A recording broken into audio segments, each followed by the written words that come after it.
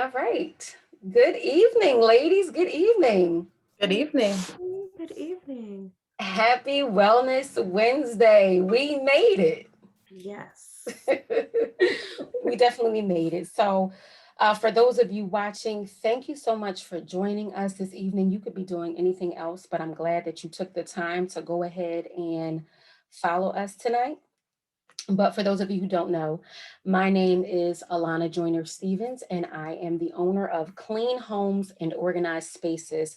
I am a professional organizer, and I am also a therapist. I am in grad school to complete my master's degree, so I'm so excited about that. And my whole reason for even doing this and being in this field is to reduce the stigma around mental health. Mental health isn't always something severe. It could be something as simple as depression. But those are some things that I think is really important because we don't talk about that very often. So I am on the board of MBKCares, and I am so proud to be here and honored to be here sharing this platform with these beautiful ladies. So I will give Dr. Angelle, I'll give you an opportunity to share who you are. Who are you, Dr. Angelle? Hi, thank you so much for having me, Alana. So I'm Dr. Angel Richardson. I am a family therapist. I am also a college professor in a community and trauma counseling program. And I work with families and individuals who are impacted by adoption, foster care, grief, and trauma. And I really got into this work because I myself am adopted and recognize that a lot of people don't recognize what that adoption triangle looks like, and also working with families, especially families that are in our community who don't go to therapy, and really wanting to be able to say, hey, those of us who are in this community, whether it's Black families or Latinx families or families that come from different backgrounds who may not necessarily traditionally go to therapy, that you can come and see a familiar face and that it's okay, but also to sit in this space and say, there's a lot of grief, there's a lot of trauma that a lot of people in our communities endure, and we need to be able to work through it. And so I'm really glad to be a part of this conversation and to really talk about some of the things that we don't always talk about, and to really open the door and have some dialogue about mental health and the importance of it, especially in this time. So thanks for having me. Thank you, thank you. And last but not least, excuse me, Miss Rashida Henry, I'll allow you to share who you are, and then I'll ask you to go ahead right after to get us into the moment of this conversation. Absolutely. Hello, everyone. So my name is Rashida Henry, and I am the CEO and founder of Nose No Face Mental Health and Wellness Counseling and Consulting Company, where we assist millennials between the ages of 21 and 38 with developing insight into that which is holding them back, assisting them with gaining clarity on career goals and transitioning into their purpose. Millennials are at the core of my heart. I love working with millennials. That is my target population, and I love supporting them. I see so much potential in a lot of the people that I work with, and a lot of times they don't even see what I see in them. And so definitely I'm there to push them, help them develop, and gain new perspective on life. And so I just enjoy the work that I'm doing. In addition to what I do in private practice, I also serve as a supervisor at a mental health treatment facility in Philadelphia. With that work, we deal with the high acute population, more with individuals who have psychotic disorders. So that job is very, very different than what I kind of do in the work that I do for private practice. But in a nutshell, I just love to serve.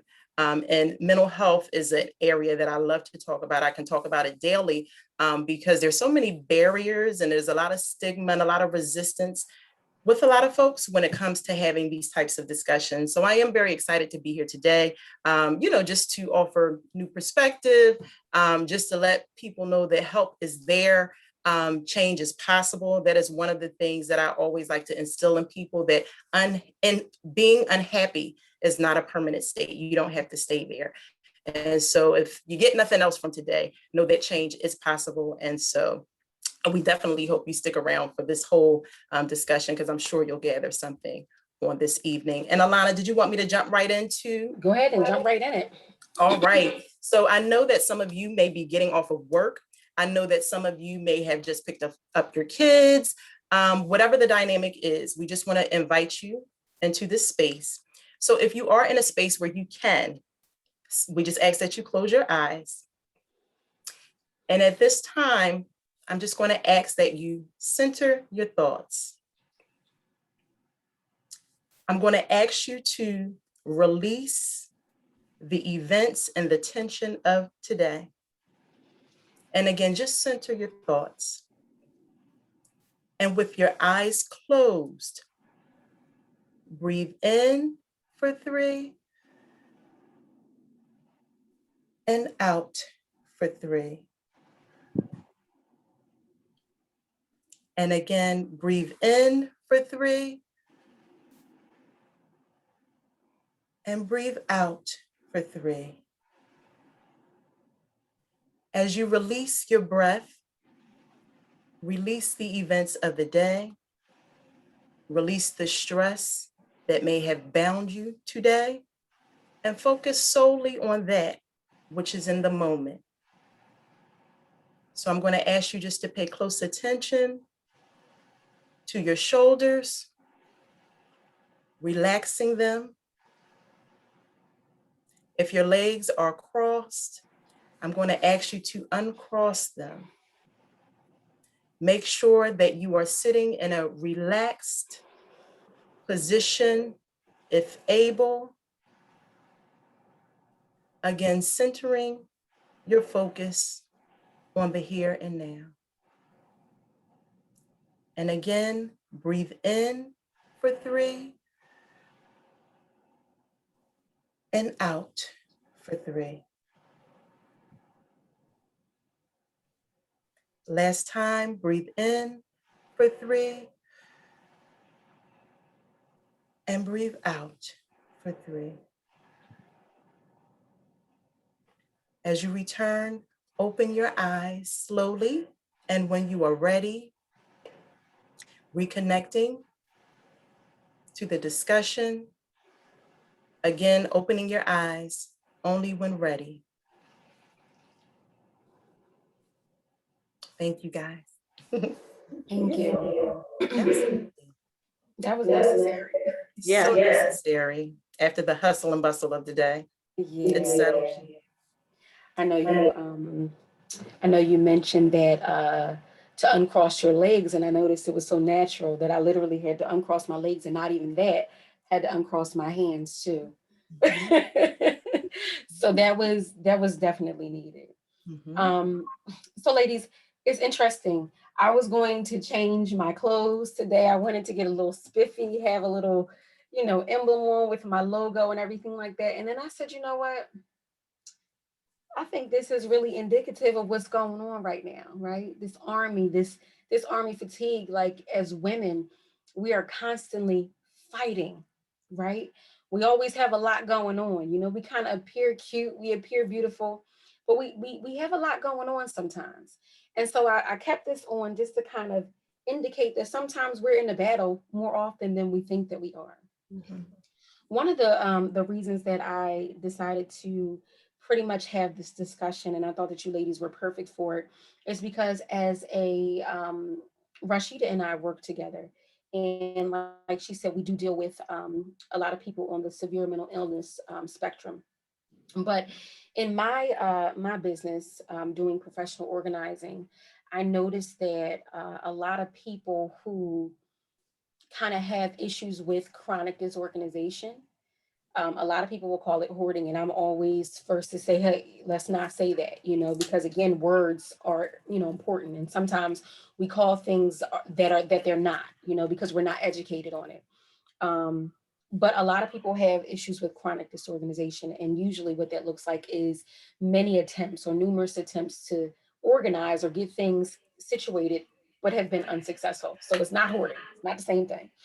But what I noticed, a trait that is very familiar or very similar with each person is that it's not necessarily what's going on around them more than what's going on inside of them. And so as I tackle, in my business, physical clutter, as a therapist, I think one thing that really maybe changes me or makes me a little different from some others. I'm not saying I'm the only person that does it, but one thing that makes me different in terms of the specialty is understanding that it is a mental battle too. Because a lot of times we don't want to give away things. It's very hard to give away things because they represent some times in our life, but if we could maybe separate the thing from the memory, then that'll be better. But sometimes it's hard to do that because we have mental clutter. Mhm. So I'm wondering, when we say mental clutter, what do you ladies kind of get from that? Like, what's the first thing that comes to your thought in the line of work that you do in terms of what mental clutter would look like for someone? Yeah, I think what comes up for me is this idea of loss, right? When we're thinking about loss and when we're thinking about trauma, often there's all these things that we've lost. And so then we don't want to let go of anything else. And so there's all this mental clutter because I don't want to lose anything else. I've lost so much. So I can't let go, but I also don't necessarily know how to work through all of my emotions. And so all of these things may be going on for me. They may be clouding my mind. They may be clouding how I'm feeling and my emotions. And I don't know how to move through. I don't know how to let go of any of it. So I get really stuck in this place. So I really feel, that there's this idea of loss that really gets people stuck and then they just can't move through any of it. Mhm. And for me, I would definitely say, when I think about mental clutter, I think about someone who has lost their voice, Mm, or just someone who is not confident yet enough to really talk about what's going on. And as a result, you got little trauma on big trauma on little trauma on big trauma, just stacking up. And it's like, these are the illustrations that I'm just kind of like envisioning. All of this stuff is going on, and it piles up. And so you got a lot of clutter because you haven't yet been able to kind of like process through the things and kind of develop coping strategies to kind of navigate.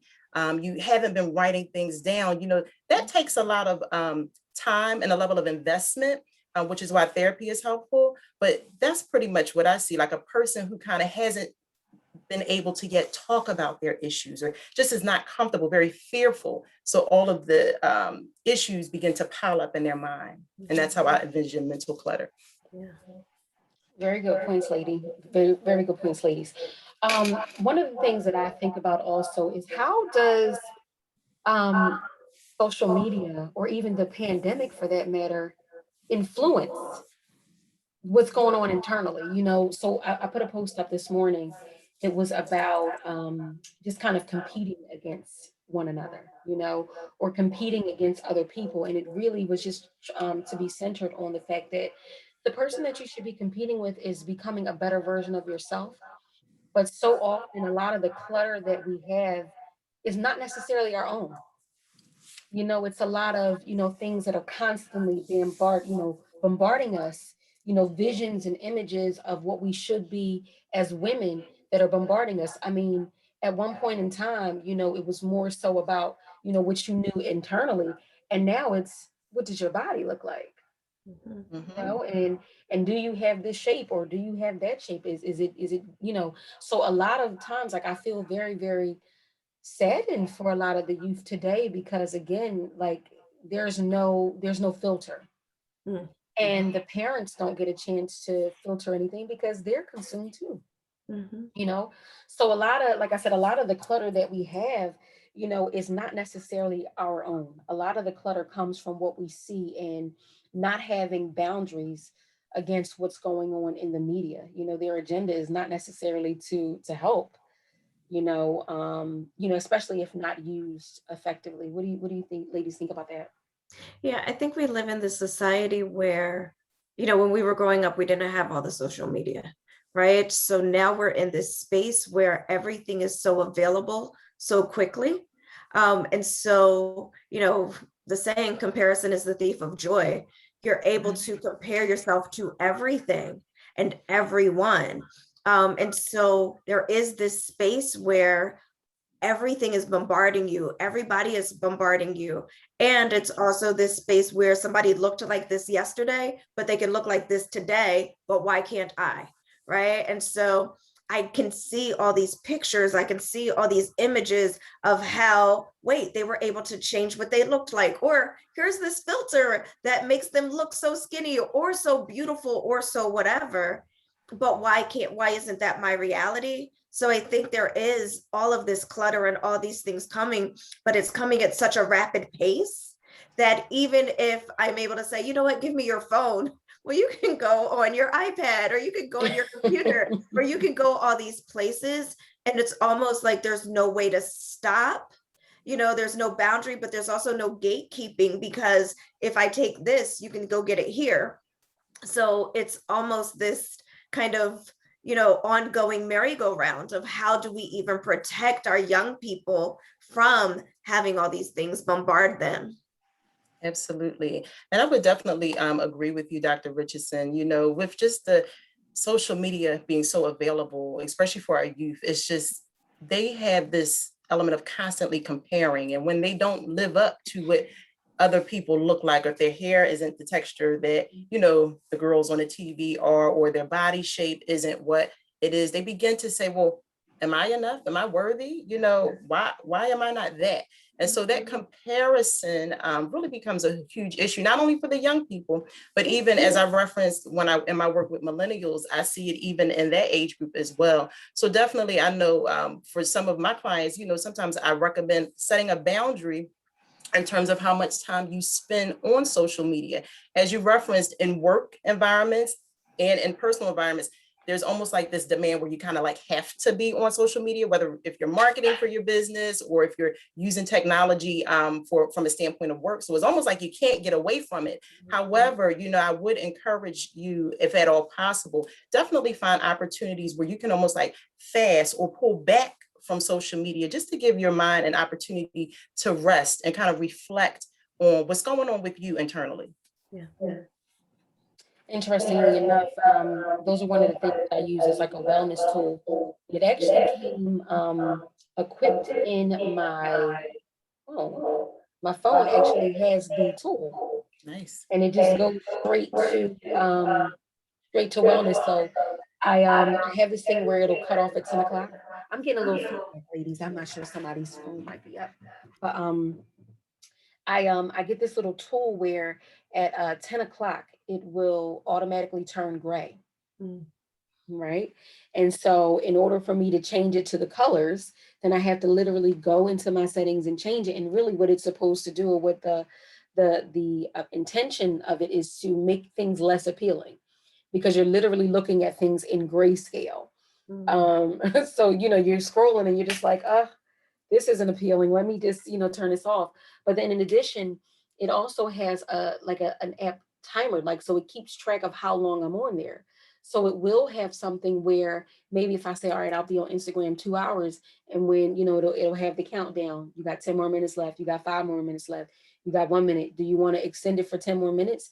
If you don't extend it, it'll go off. If you do 10 minutes, it's off and it turns black. So you can't see it. And I will admit, I have changed it. All right, I ain't done. But the times that I've actually honored myself and not, going past the time that I allowed myself, I felt myself to be much freer. Yeah. I felt myself to be much freer.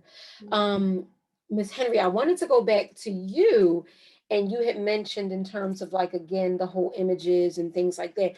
Did you all know that there was some sort of scaling that a lot of the youth use? Now, you wouldn't know unless you're friends with them on these platforms, but there's a scaling that they use. And I've noticed that my niece has used it, and some other young children have used, where they'll have a photo, and then the whole purpose of it is you're going to rate them by their looks.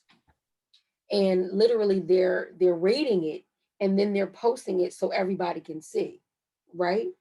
And so it's kind of like, let's just say you sent me your picture, one of you sent me your pictures, and I'll say 2, you're okay, but you're not all of that. Or somebody else sends it and it's yeah, you're 5, you're really good. or number, the next one, like you're a zero, you don't look good. And they're reposting this again in their stories or in their feed so that other people can see it.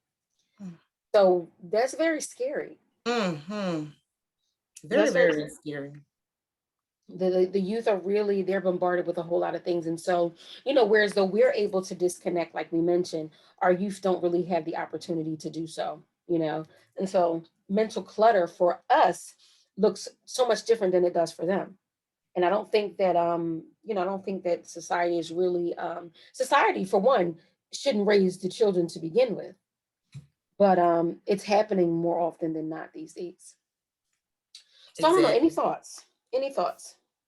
Well, I think that you raised an interesting point about society and their level of involvement in raising our children.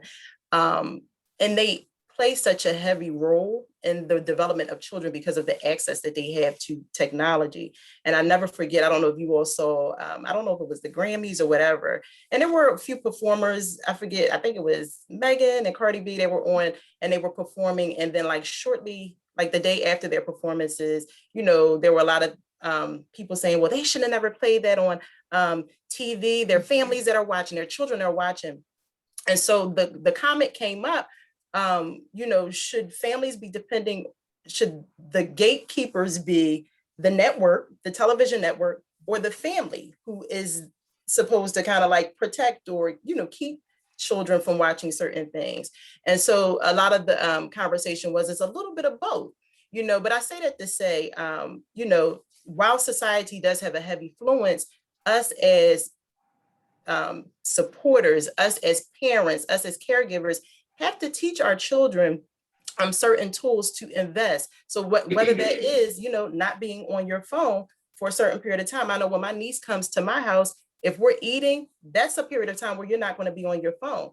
And so what if she gets an attitude? I'm taking her phone because I am, as the parent, I'm setting that boundary. I, as the aunt, am setting that boundary. So sometimes, we just can't rely on society to do certain things because it's just never going to happen. You have to find ways within your household, or even if it's that you're just a distant relative, to implement some of those barriers for you and your family. Mm-hmm. Miss Henry, I think you brought up such a great point, right? That it's the village, because I think there's so much of this space that we have to remember. People are working really hard. There's so much that's going on right now, especially in, this time with the pandemic and people losing jobs, people trying to keep their jobs, all the things that are going on that, okay, so if you go to Auntie's house, these are the rules, right? That if you go over here, these are the rules. And so people really stepping in to say, hey, maybe it may not be able to happen here, but it's going to happen here. Or, hey, sis, maybe you missed this. Let me step in and do this, right? Because I think it is this communal piece that we used to have. I have an aunt who's 93.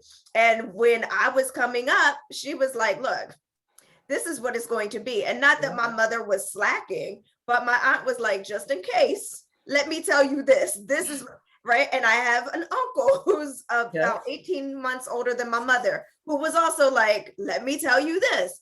Right. But it was this communal piece. And I think we've gotten away from a lot of that, but that's really what we need. And there's this space of other people stepping in as needed. And I know things aren't what they used to be, where you can't always correct somebody else's child, but also remembering you don't always have to step in with this hard hand. You could step in very gently and say, hey, you know what? It might be helpful if, without feeling like you have to come in with this really hard, like, hey, that's just wrong. You can also say, hey, it might be helpful if, or this might look a little bit better if you did it this way. And be gentle sometimes and not as hard, but still get the same point across. But I do think it is that space of, we can't necessarily depend on the networks to be that gatekeeper or the media to be the gatekeeper, because what they need to do is make money. So they're going to do what sells. But if we can stay in this space of how do we step in when we think maybe there's a better way to do it, I think that's important too. Absolutely. And I just wanted to add, just listening to what you were saying, Dr. Richardson and Allana, like we can like reflect on like very positive memories of like, when grandmom said, do this, or, mom had us clean the baseboards, or dad, took us to make a deposit in the bank. So thinking about all of those things that we can reflect on is great. But then that always brings to my mind those percentage of kids that have that dysfunctional baseline where those things never exist for them. They never ever had those parents that instill those those boundaries and those characteristics. They never had that. Baseline is dysfunctional. So I know that a lot of times, even when I'm having that conversation with people, I always keep that percentage of people in mind. Sometimes we say, grandma and them should step in and grandma should do this.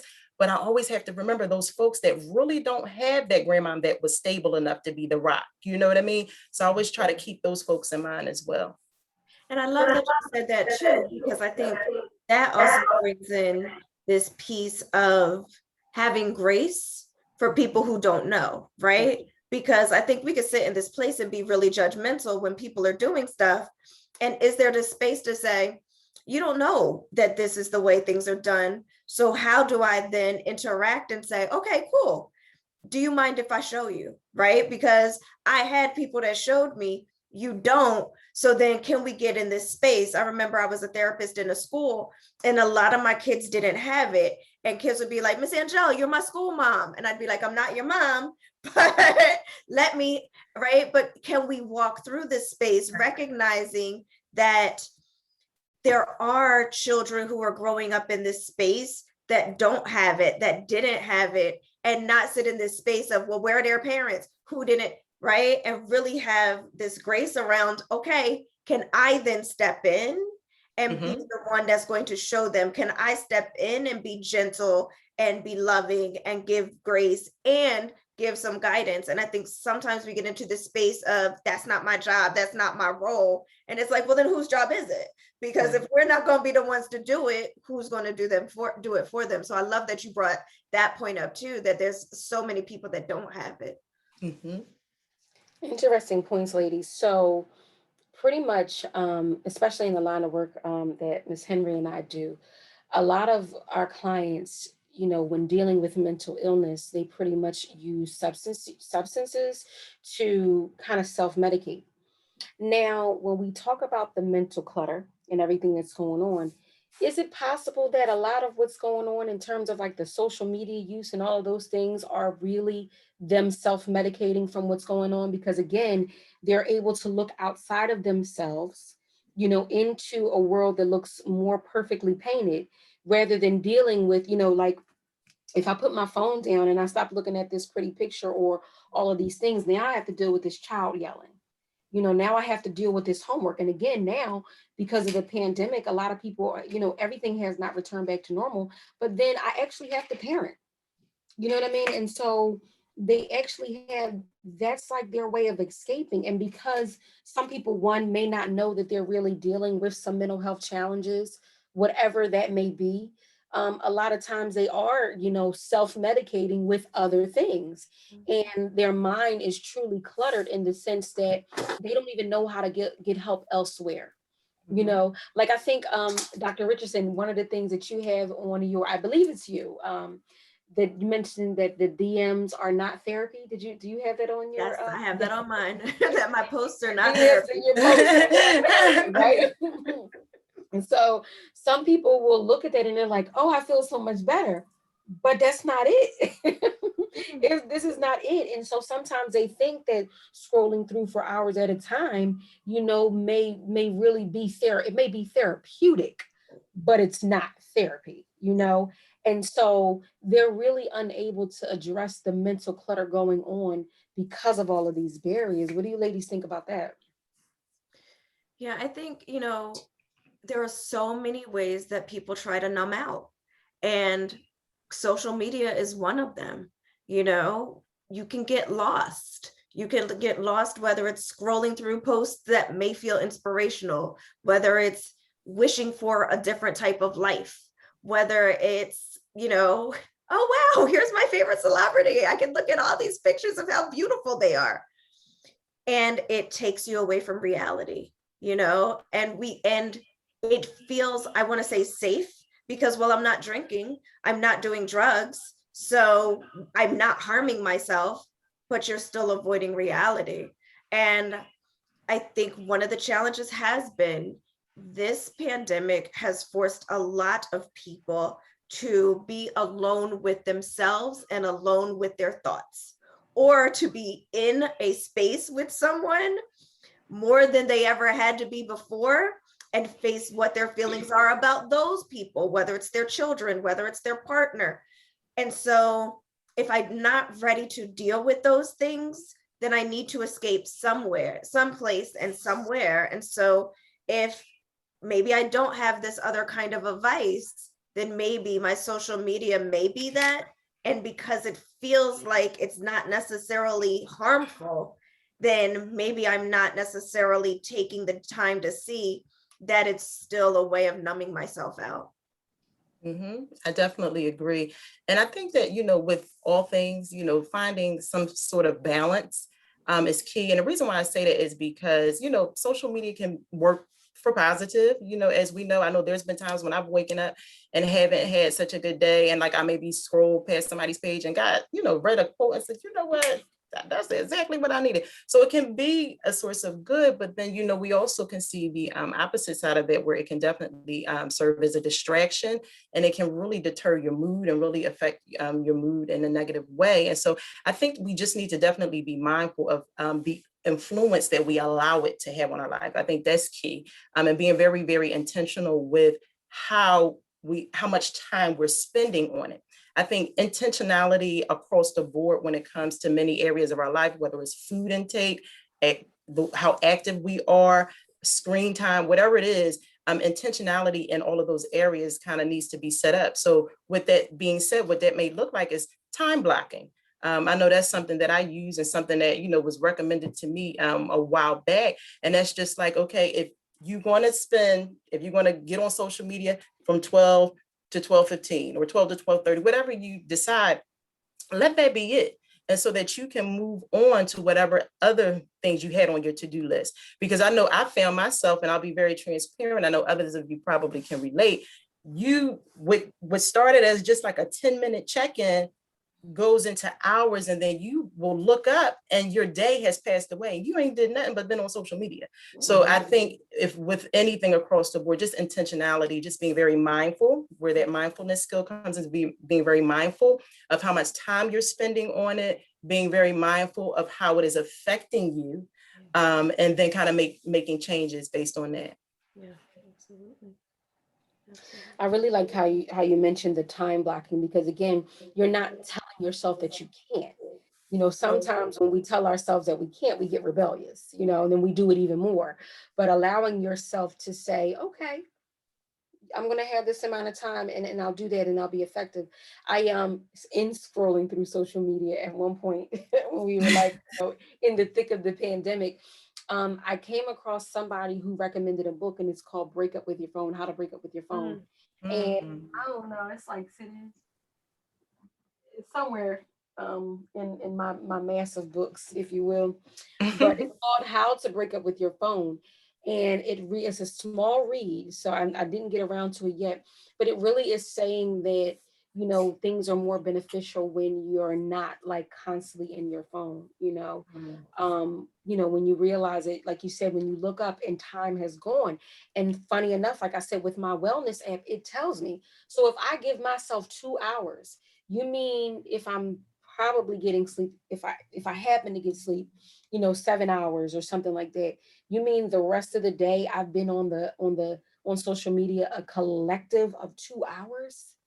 That's a lot of time, so like you said, when you look up and you don't realize that, it really can be detrimental.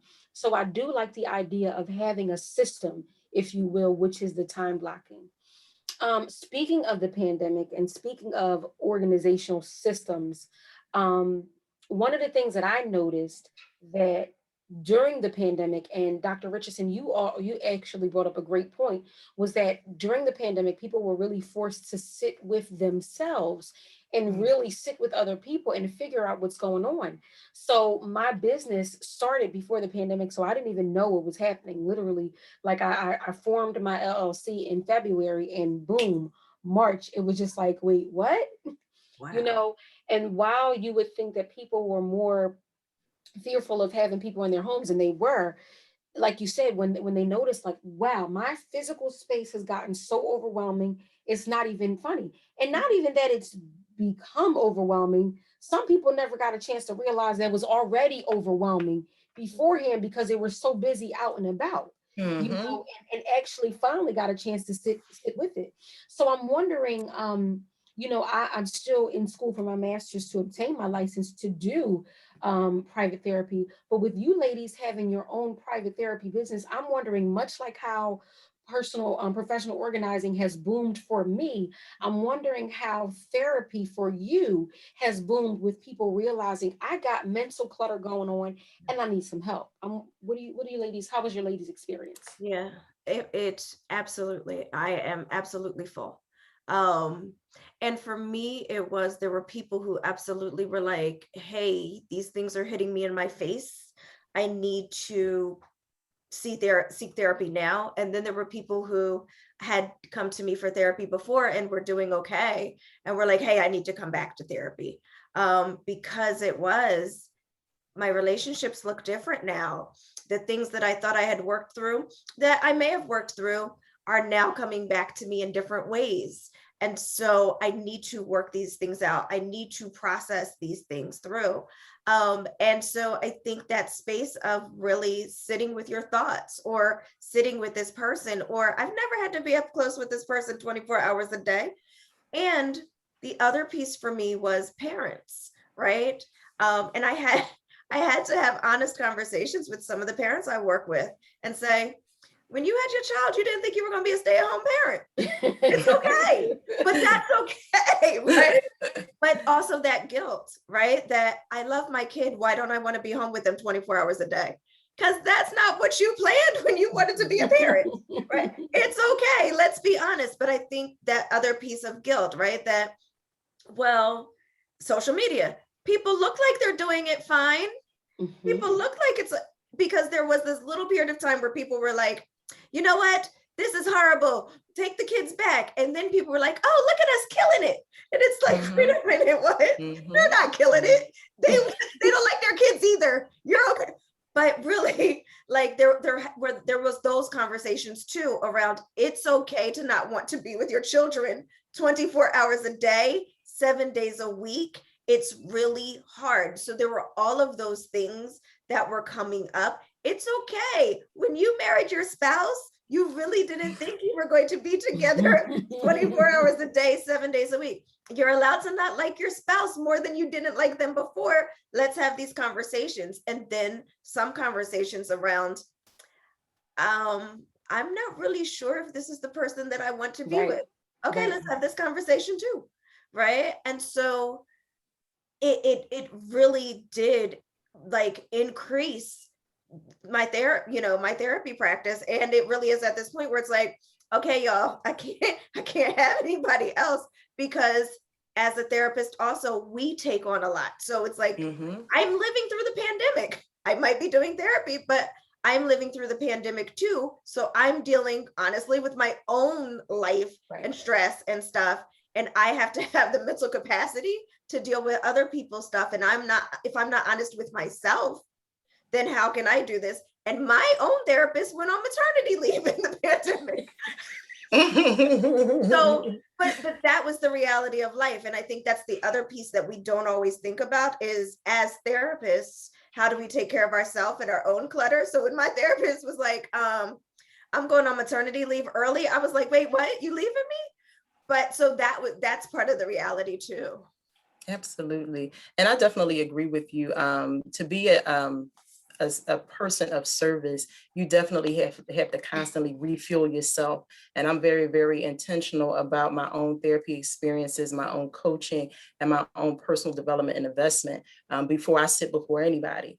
Anybody that I work with, that's just a thing. I have to refuel myself because I would be no good to no one else, But to answer your question, Allana, yeah, during the pandemic and now, a lot of the referrals that I get are related to like grief and loss, people that have experienced loss around the pandemic. Specifically, as I mentioned, because I have a business that targets millennials who are more so going through life transitions and looking to change careers and things like that. A lot of them are dealing with a lot of change because of either loss of employment, and because they lost jobs, now trying to recreate their lives, connecting with their identity, connecting with their purpose. So that's where a lot of the referrals that I get come in. And definitely one thing they say is that they're struggling, whether it be self-care, as you referenced, if it's a parent that has children in the house. A lot of people don't realize that, self-care can be very flexible. A lot of times we feel like our self-care regimen has to look like what someone else's looks like. It doesn't.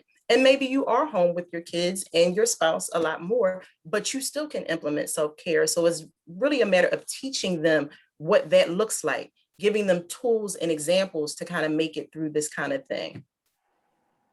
Very interesting. Very interesting.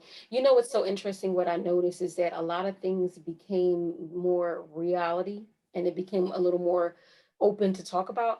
But one of the things that I'm really interested in understanding is it's still much easier to even speak about getting a vaccine more than it is about saying that you're in active therapy, like people, the conversation is like, oh, I got vaccinated, but it's not the same as far as therapy. It's kind of like, yeah, I do that thing, I go see somebody such and such, and so much so that people are, calling again other therapeutic experiences therapy, and it's not. And so how do we go about educating our community to let them know that, yeah, getting your nails done is awesome. Yes, getting your hair done is awesome. Getting your toes done is awesome. Going shopping is awesome. Getting with your girls are awesome. But how do you acknowledge that there may be another layer of help, professional help that you may need? I think one of the things is to really, for me, it's therapy is self-care. Literally, when I pay my therapist, it says self-care because since we're doing everything virtually. And so that's really how I try to let people know this is part of your self-care, right? We really need to get into this space of recognizing that if we want to be better for ourselves, our families, our children, our children's children, our nieces, our nephews, our communities, we have to talk about some of those things that we've gone through. And it's not just the bad things, right? Like really helping us through some of those things where it's like, I don't really know what my decision is going to be, right? I had this thing happen and I don't really have anybody to talk to about it. Sometimes people get tired of listening to me. Your therapist never gets tired of listening to you. You can never talk too much in therapy. It's therapy, right? So really recognizing that this is self-care. This really is helping you figure out tools, figure out how to work through things, how to talk about things, and having your own space to process. And so I think if we can normalize it. So I have shirts I wear everywhere. I have a shirt that says therapy is dope. I have a shirt that says dope therapist. I have a shirt that says mental health warrior. And I wear them everywhere. And I was walking through Germantown and this guy was like, hey, I like that shirt. And I was like, thank you. I go get my hair done. I got on my therapy shirts. Yeah. But I think it's that piece of normalizing it so that people see like, this is a thing. It's not taboo. I wear my shirts and you don't know if it's because I'm dope therapist, it's me. But when I'm wearing, therapy is dope. Is it because I go or because I am one? Right. So normalizing it in those ways, I think we just have to keep doing it. Absolutely. And, in the world or in our community's defense, I will say that, if your parents, if it wasn't a thing for your parents, if it wasn't a thing that your grandparents did, your aunts and uncles did, it's very, very apparent why you would kind of be a little resistant to it. You never saw anyone else engage in therapy. You never saw anyone paint the possibility of how free it could be. So I can definitely see why it comes with resistance. Culturally, a lot of times people, when you thought about therapy and psychiatrists and psychologists, you thought about other cultures, lighter cultures. And so, we're just here to tell you on today that, therapy is something that will heal you and free you. Okay. I say that to people all the time, it will offer perspective. It's not just having a conversation with a friend. It's more than that. A trained therapist will definitely offer you perspective, definitely do some reflecting, help you to process through some of those experiences that you have gone through. A lot of times, another reason why people aren't really open to therapy is because they really, really don't understand that they're operating in dysfunction. Sometimes it's so, trauma becomes so normal for people. It's like you're in a bubble and it becomes so normalized that people don't even realize that they're operating in dysfunction until they meet someone that say, hey, that's not okay. He shouldn't be hitting you like that. Okay, that should not be happening. He should not be touching. Until someone says that to someone, sometimes people operate in this dysfunction and think it should be happening. And so I say that to say, I'm here to tell you today, if you didn't know, we're here to tell you that therapy is something that will free your mind, offer you perspective, and definitely help you to get to your next level. And if it is in fact that you want to heal, because sometimes people want to heal and they're like, well, what does that look like? Is that even possible for me? If you want to heal, you have to talk. You have to talk about it in a safe place, of course. We can't talk, share our business with everybody, but in the safety of a therapy session with someone that you trust, definitely that can be a place of healing and definitely to help you start your wellness journey. It's funny, Ms. Henry, that you mentioned in terms of the dysfunctionality. And I like to call it the functional dysfunctional households. Like you said, sometimes you don't even know. And so here you are thinking like, oh, I grew up good. And then you're like, oh, they weren't supposed to do that. You know what I mean? Like it's so interesting because there are some households that like yell, and then when you go into a household where everybody's calm and there's disagreements, but it's just kind of like, wait a minute, y'all talked about that? It was a calm conversation, so it's so interesting how things like that happen.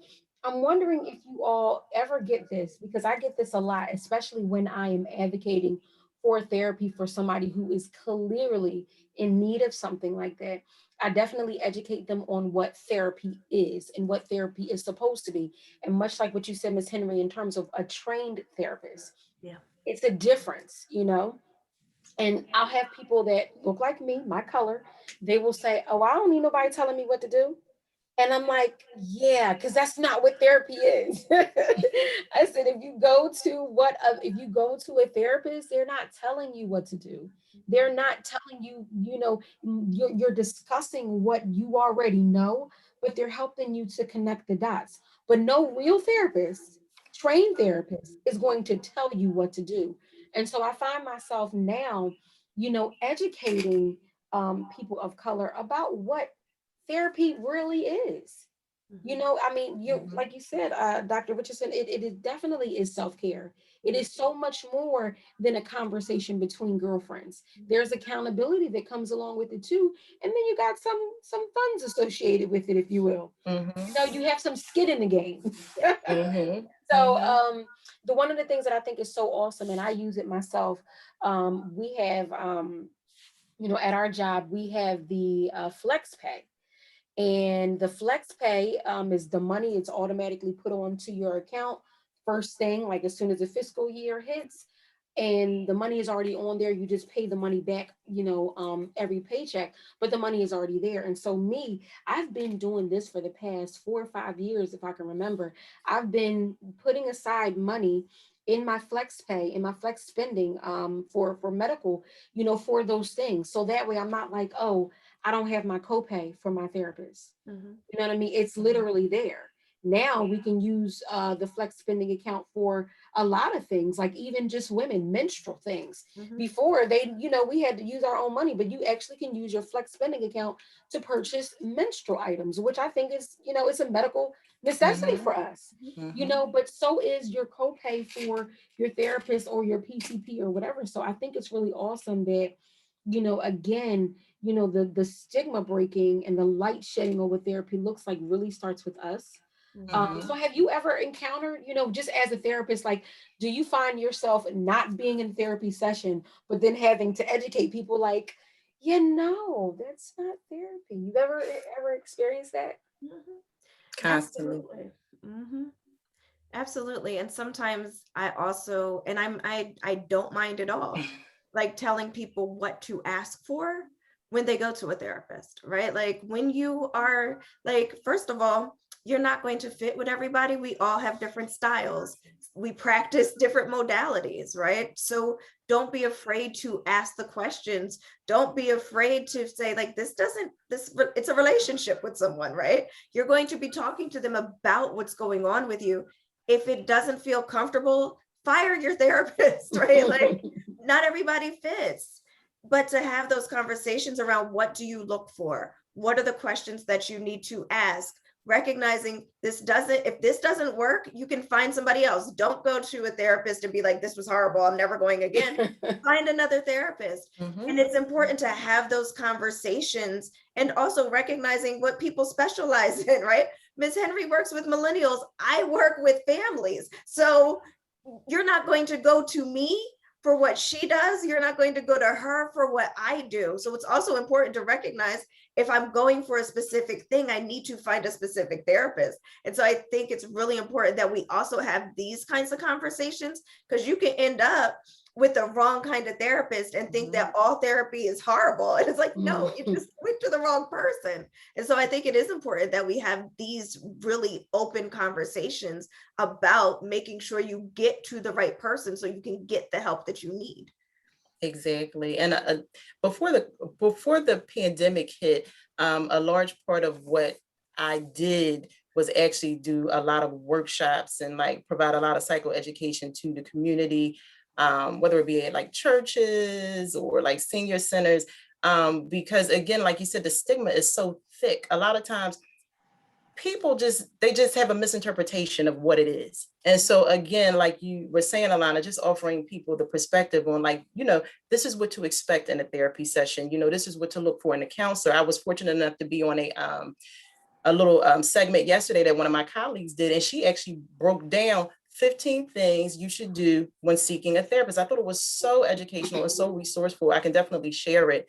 But she said, like, these are the things that you should consider when you are looking for a therapist. And I would definitely offer you all to know that you have choices. Don't think because you had a consultation with somebody that has to be your therapist. And even if you had a few months or even say like a year in therapy, right? And you feel like, okay, I'm ready to move on. That is okay. You don't have to feel like you're locked into a therapist, so I just, encourage you all to definitely give it a chance. The other thing I always like to offer people is if you had a bad experience with counseling, don't let that be the end all be all. I have several people that have come to me and said, this is my second round of counseling and I really didn't want to do it because my first experience was terrible. Give it another try. I know you may have had a bad experience, but I'm telling you, it can really be transforming. You definitely can learn new things. You can definitely live a life of better quality if you invest time into the therapy experience with a professional. And the last thing I just want to add is that when you think about therapy, I know for myself, and I know you referenced it, Dr. Richardson, for me, it's a priority, okay?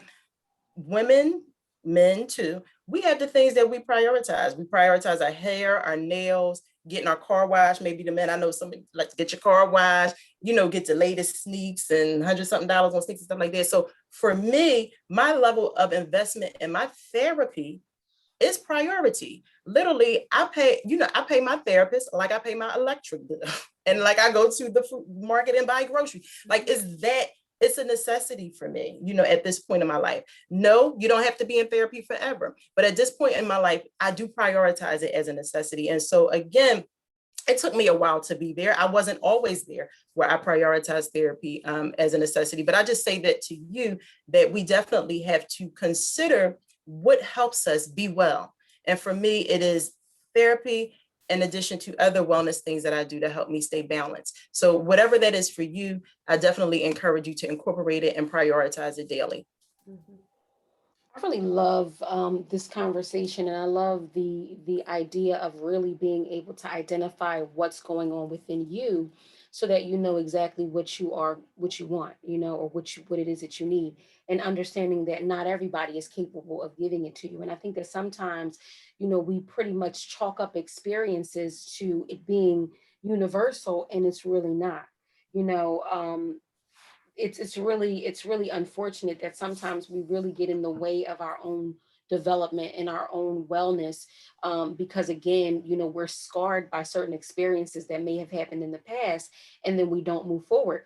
I will say, I think that I'm at such a different place. And Miss Henry, like, I understand that you mentioned that, like, You're muted. You muted. Mhm. I wasn't muted all that time, was I? No, it just Oh, muted. okay. Okay, sorry.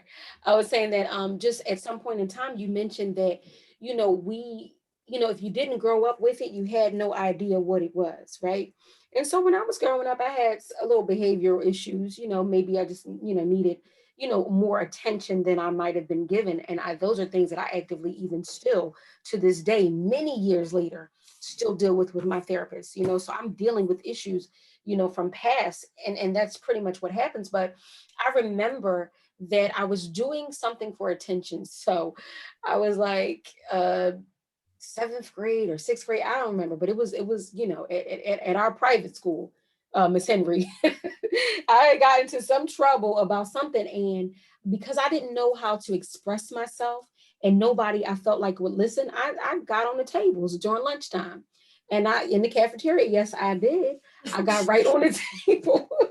I got right on the table in the cafeteria, and the gentleman, God rest his soul, he I got in trouble. They didn't say anything to me at the time, and we were getting little paddle whippings, back there at that school. Yes, indeed.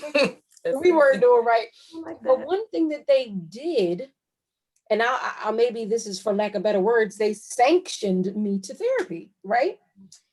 And so I went to therapy, and of course, I just had this whole attitude the whole time, like, well, I mean, why do I have to be here? Like, there's nothing wrong with me. You know what I mean? So the whole time I got this whole attitude, because it's kind of, what are you going to tell me that I don't already know? And I was so dismissive of the ex- because I didn't know what to expect, and because they painted out therapy to be something that was negative. Mhm. You know what I mean? It was as a result of a behavior, rather than like, hey, there's something really going on. Like, I think that in a way they could have, maybe mentioned that before, but again, not knowing what therapy was, and like Ms. Henry said, like, again, just not knowing from our own standpoint, what they called therapy at one point in time was like, the crazy, those for the crazy people, and that's more so talking about psychiatrists, but that's what you thought help was. Mhm. No, it was never this thing that it was never it wasn't a luxury, Mhm. you know what I Mhm. mean, to have therapy. It wasn't like something that was necessary. It was just this thing that, like, oh, you don't want to go there, you don't want to see that. So, I'm so grateful that that experience from my past did not scar what therapy is today. Mhm. Mhm. Are there many ways, as we, start working towards wrapping up soon, are there any ways for, what are some signs do you think that you ladies may see that somebody may need professional help in dealing with the mental clutter that they have going on? What are some ways? Matter of fact, I'll just answer that question before I go to the next one. But what are some signs that somebody should probably seek therapy? You want me to start? I can start. Yeah. So definitely, if you are beginning to notice some shifts in your mood, some, especially during the pandemic, but even before, you may have noticed some changes in your mood, that you might be a little more depressed, maybe somewhat isolated, that, tasks that you used to engage in that were once enjoyable are no longer that, those may be some signs that you need to engage in therapy. And sometimes it's not even that those things present themselves. Sometimes it's just that you want to, gain additional perspective. You maybe want to explore some trauma experiences so that you can get to a place where you can operate and as your optimal self. Because I think that's the thing. A lot of us go through life and we're like living on autopilot, like this thing called autopilot, but no one's really like thriving. That thing called live your best life. You know, people are just going day to day, unhappy and accepting it. So, sometimes there's not just like a major event that has to push you into a need for therapy. Sometimes it's just that you want to just live an optimal life. Sometimes you just want to thrive. Sometimes you just want to know, what else is out there? Is there greater? And so if you are interested in connecting with things such as that, or if you just want to explore some areas of your life that you may have closed off over the years, those are some key resources and suggestives to connect with therapy. And do I say therapy sometimes is not for everyone? And the reason why I say that is even particularly people that work with me in private practice, I give home assignments, and I do expect a level of investment in yourself. Only a small portion of the transformation happens in a therapy session. If we're with you an hour a week or an hour bi-weekly, that's only a small period of your life and of your time. We expect, or I expect, as a home assignment, if you're ready to invest in therapy, that you are doing the work in addition. So if you're given home assignments, that you actually do the work, whether it be journaling or, just trying to process and do some reflection on your own. Having the ability to invest in yourself when it comes to therapy is a key indicator that you're ready. So if you're not ready to do the work yourself, don't show up to therapy thinking it's all on the therapist to help you transform, okay? Because we have a role, but you also are play a huge part in your transformation. Yeah, I agree 100%, 100%. I would also add, if you're having challenges in any of your relationships, right? You may be having some challenges in your relationships that you want to work on your part. And of course, there absolutely are couples therapists as well. And I'm a family therapist. So, I think the other piece of it is the other people have to be willing to work too, right? So if you want to go into couples therapy or if you want to go into family therapy and everybody else is like, that's nice, but we're not going to do the work, it's not going to work if only one person is willing to do the work. So everybody has to be engaged and everybody has to want to do the work and willing to do the work. And so those are other reasons and other times to come into therapy as well. But this piece about homework is so important because you're the expert in your own life. We are not the experts in your lives. So you have to do the work after you leave the session. And it may be journaling. It may be, engaging in new activities. It may be trying out something different. There will be coping skills that, we may be teaching you. What was done at the beginning, the breathing exercise and the grounding exercises, may be things that you need to continually engage in. So it is so important that when you come into therapy, you're willing to do the work.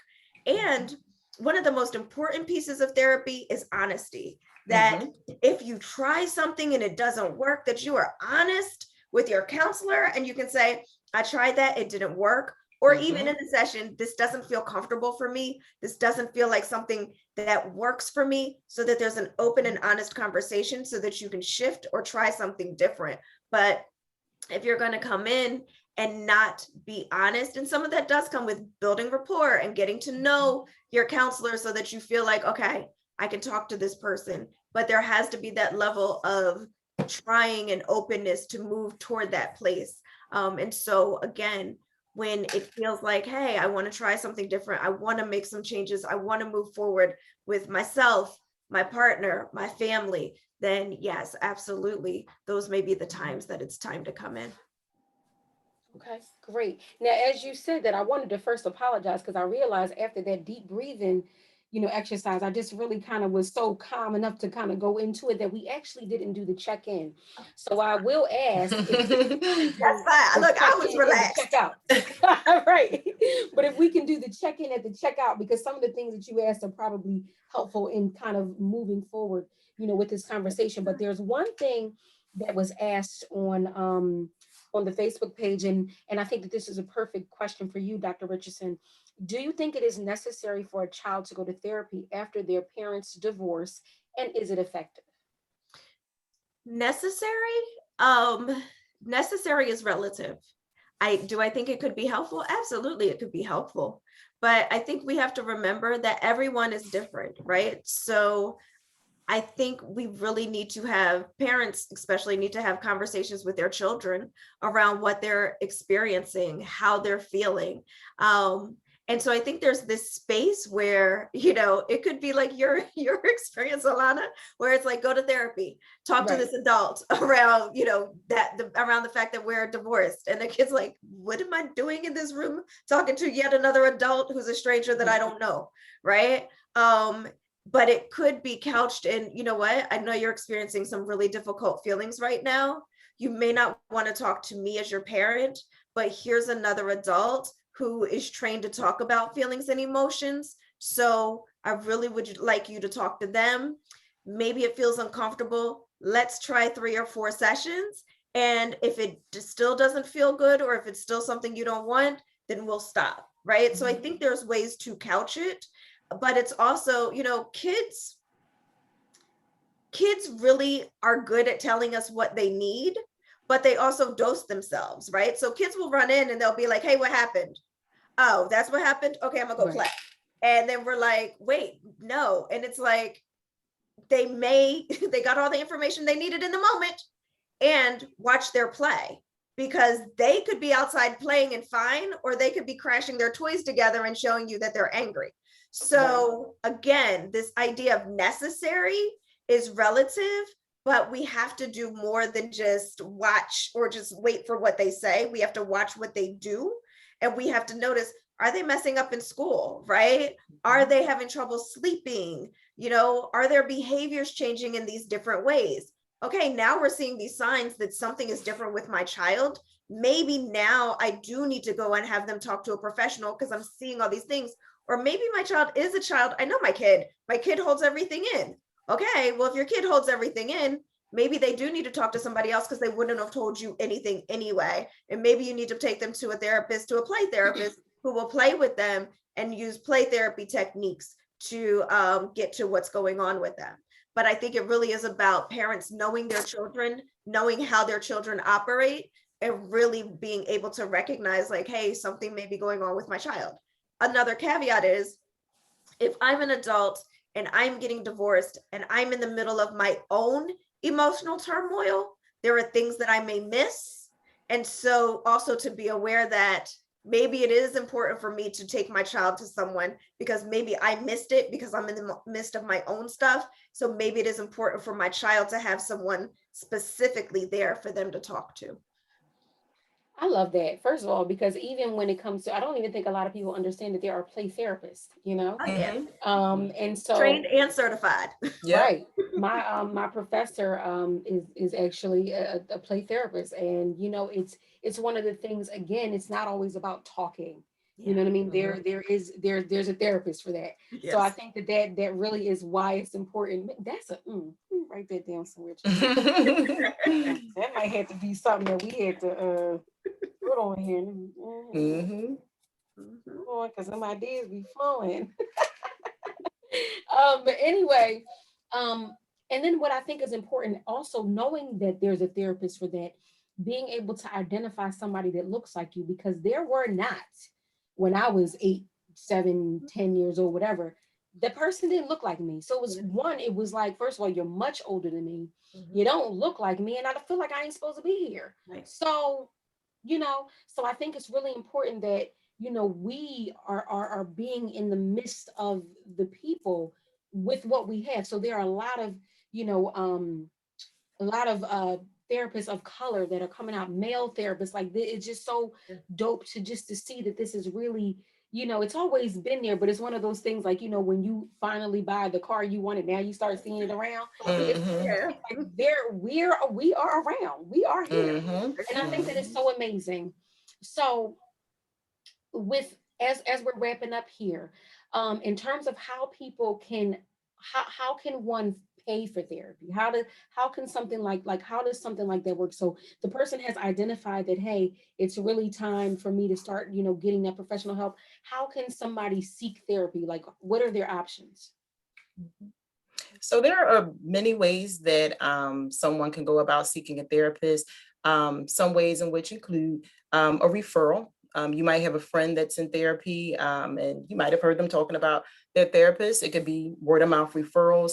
There are now quite a few networks available online platforms where you actually can do searches for therapists via zip code. And it's almost like a personal service. You can put in, like, if you want an African-American therapist, the area you live in and things like that. Some of them include therapy for Black girls, which is very popular. And I'd like to mention with therapy for Black girls, even though it's therapy for Black girls, I've gotten referrals of men that come through there as well. So just to let you all know, males, believe it or not, even though it is therapy for Black girls, sometimes you can find a therapist on there as well, because a lot of the therapists listed on therapy for Black girls, such as myself, don't solely service women. So just keep that in mind. I've gotten referrals of men that have also come through therapy for Black girls. So you can use that. Psychology Today, Clinicians of Color, which is also a website. So there are quite a few ways that you can get connected. Also with your insurance company. Like if you're working with a particular job, you can call your insurance and they can recommend therapists that are within your network that take the insurance that you have. Most jobs offer the EAP programs as well that may even offer free sessions. So those are options as well. Then even with Medicaid, I believe there is also coverage in that regard. So you can reach out to that provider as well. So there are avenues. And then the last I want to suggest too, I know the Boris Henson Foundation, and I know they do different campaigns. So I don't know what's available at this point there, but there are opportunities where they actually pay for therapy sessions, because I've tried to connect with them as a professional. So I know on that platform they sometimes pay for therapy sessions for individuals of color who cannot afford it. Because one thing I do want to be very honest about, it can be costly, especially if you are connecting with a therapist that is private pay, because not all therapists accept insurance. So just keep that in mind. Some therapists private pay, some take insurance, some offer insurance reimbursement. And what that basically is you pay private pay, but then you petition to your insurance company and request a reimbursement on the back end. So there's several ways that you can go about paying for therapy, but in a nutshell, it is available, it's possible. And I would definitely say if you need any resources about who to connect and how to connect, just reach out to any of us on this platform and we can direct you. Thank you. So EAP is actually how I first got started with my first experience. So that's been amazing. So really quickly, Dr. Richardson, I want you to kind of check us out. And then matter of fact, I don't know what you think would probably be better. Should we check out first and then show how people can kind of get in contact with you? Or should we tell people how they can get in contact with you and then check out? What do you suggest? We can check out first and then tell people how to get in contact with us. Sounds good. It's just 3 questions. So this is from the Sanctuary model, which is from Sandy Bloom, who is actually here in Philadelphia. But it's a community meeting. So it's just 3 questions. How are you feeling? What are your goals? And we've already done our time together. So what are your goals for the rest of this evening? And if you need support, who will you turn to? So I will ask Allana, then Allana, you will ask Ms. Henry, and then we will be out. So Allana, how are you feeling? I'm feeling really good. I am so glad that we got to this point. What are your goals for the rest of this evening? The goals for the rest of my evening is I have a consultation this evening at 8 o'clock, and then I have a meeting for my Herbalife at 9. So I gotta stay up and be energized. So those are my goals, to be effective the rest of the evening and try to stay off of social media. All right, good. And if you need help or support, who will you turn to? Well, I know I can call you, and I know I can call Dr. Henry, or I done put that in the air. Put it in the air, Dr. Henry. I done. Hey, that's a challenge now. But Miss Henry and I happen to be very, very good friends. So she went away on a birthday vacation from me. We don't have time to talk about it, but it was such a therapeutic and therapy experience. So I definitely know that she's somebody that I can talk to. And I have a host of other friends that I'm able to talk to and my personal therapist. So that's who I can go to for support. Wonderful. So to check her out, you will ask her those 3 questions. Okay. Dr. Henry. Miss Henry, how are you feeling? I'm feeling happy that I was able to be a part of this discussion. This is just right in my realm of what I like to talk about and encourage people to do. Very good, very good. And what are your goals for the rest of the evening? My goals for this evening is probably to engage in some self-care. I had a long day at work and just, a lot of things that I engaged in yesterday. So I really want to use today to intentionally engage in some self-care to wind down. Sounds good. And last but not least, if you need some support, who can you go to? Well, I absolutely know that I can call you, but I also, have wonderful parents. I have thank God for parents. I have wonderful parents that usually, how I end and conclude my day is I usually reach out to them and I kind of do a debriefing of my day. So I have you ladies I know I can get in contact with, but I do have wonderful parents who I also will likely connect with before the end of the night. That is awesome. And ladies, before we end, how can someone get in contact with you if they're interested in your services? Mhm. So you can reach me at right there at Extended Hearts Therapy. That is my IG. Extended Hearts Family Therapy. You can find it on the internet, anywhere else. Just Extended Hearts Family Therapy. That's pretty much the easiest way to find me. And if you go to that IG page, you can hit contact, and everything else to contact me is right there. Mm-hmm. And for me, at Nose No Face on all the platforms. And again, that's at Nose No Face, as you can see on the screen. You can also visit our website at nosenoface.com, where you can learn a little bit more about the organization. If you need to request a consultation, if you're interested in beginning therapy, definitely request a consultation. Or even maybe it's not that you necessarily want to start therapy with me, but need support and direction on where to start to connect with therapy. Please reach out. We also have a contact button on our page where you can just drop a question if you have it. And then my email is contact@nosenoface.com.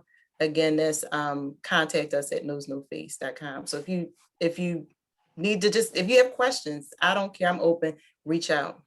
Awesome. And then last but not least, myself, again, a professional organizer, that it's pretty much a therapeutic experience when we're working together. If you are ready, interested in just ready for the most part to really kind of get your physical space in order, then I am the person to definitely reach out to. You can find me at Redefining Chaos on Instagram and Redefining Chaos 215 on Facebook. So that concludes our evening. Thank you all for joining. Next week, it'll be another Wellness Wednesday, same time, same place. And we just invite you that if you didn't get a chance to see this from the beginning, feel free to rewatch it, share it, and I'm sure that it'll be helpful for you and the person that you share it with. Have a great night, everybody. Bye. Bye. Bye.